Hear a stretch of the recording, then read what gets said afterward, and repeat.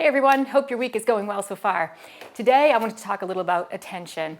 One of the things that we struggle with all the time is how to get our kids to attend. They won't pay attention. Focus, focus, pay attention. And I think we're always struggling with that, and we realize that even kids who have a diagnosis around attention, we know they can attend really well when it's something that they're interested in. And so that always baffles us. So when I think about, do we fight it too much? Do we kind of have some unrealistic expectations, like should a 5-year-old be able to attend for 20 minutes at a time? Probably not, because they're 5. Would a 15-year-old be able to attend for a 55-minute lecture without moving or fiddling or moving around? Probably not. So first of all, we want to have those realistic expectations. But then, instead of fighting it, something that's worked really well for me is actually kind of rolling with it. And I'm going to show you kind of what that looks like. So here's a few examples around distraction. You'll notice that I changed my shirt because it's a little more distracting, and I would have kids that would be looking at me going, "Hey, who are those people on your shirt?" And I'd be like, "Don't worry, pay attention, pay attention." But I wouldn't be able to do that. I'd have to actually say, "Oh, let me tell you a little bit about these characters." Now, we can't interrupt everything we do all day and explain everything to give kids what they want constantly. I get that.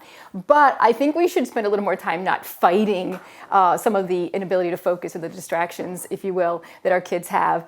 Because right now I'm hearing something going on behind me, and it's really making me kind of laugh because I kind of know what it is. It's my cat Kramer, and he's a youngster, so he just doesn't behave as well as he should. And so he's like tearing apart that curtain behind me and playing on his little stoop, and I'm hearing him, and I really want to look at him. Like, I really want to look at him, but I really want to pay attention to you too. And maybe I don't want to pay attention to you, but I really want to pay attention to him.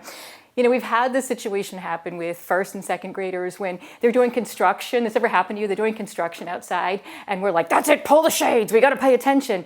Well, really what's happening is all they're thinking about is that bulldozer outside. And so does it make sense for us to give up maybe 5 minutes at that moment and say, "Let's all go to the window. Let's all just go to the window." So that would be what I would do here. I would have to stop what I'm doing right now and say, let's just all look at that distraction. Oh, look, where'd he go? Oh, no, now he's down here playing with his toys. And if you could look below my feet right now, what you'd be seeing is actually both George and Kramer, both of my cats, playing with their toys underneath my chair. Would I be able to focus on what you are teaching right now? No, I'm going to have to stop. And I would say to kids, hey, let's stop for a second and just watch. What's going on under your chair? Okay, good. Yeah, hey, tell me what you're seeing. Is there an adjective to describe that? I mean, I know I'm really thinking outside the box here, but then I'm going to say, okay, now you've had a chance to look at the bulldozers, you've had a chance to look at the cats playing, you've had a chance to actually get that done. So now you know what's going on. Now I'm going to ask you to use all of your tools to be able to know what's going on. It's cute, it's funny, but still be able to pay attention to what's going on right now in front of you in the class. So teaching that skill, I think, is incredibly important. Otherwise, you're going to fight against the kids wanting to look at what's going on around them or wanting to kind of engage with that distraction.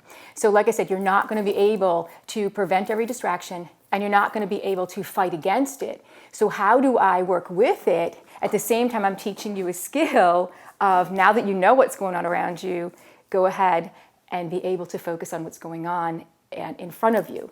So that's something we have to talk about and actually learn. And you'll see I just tripped up a little on what I was saying because I just had a wild man down here playing with a toy, and I'm hearing it. So I got to work real hard to focus on you right now. But I've had a chance to stop and watch them play. And that's exactly what I needed to do. So give it a try.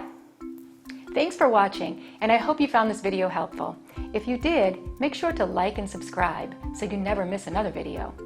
I speak and consult on school behavior, and I love to help districts solve some of these problems. See you next time.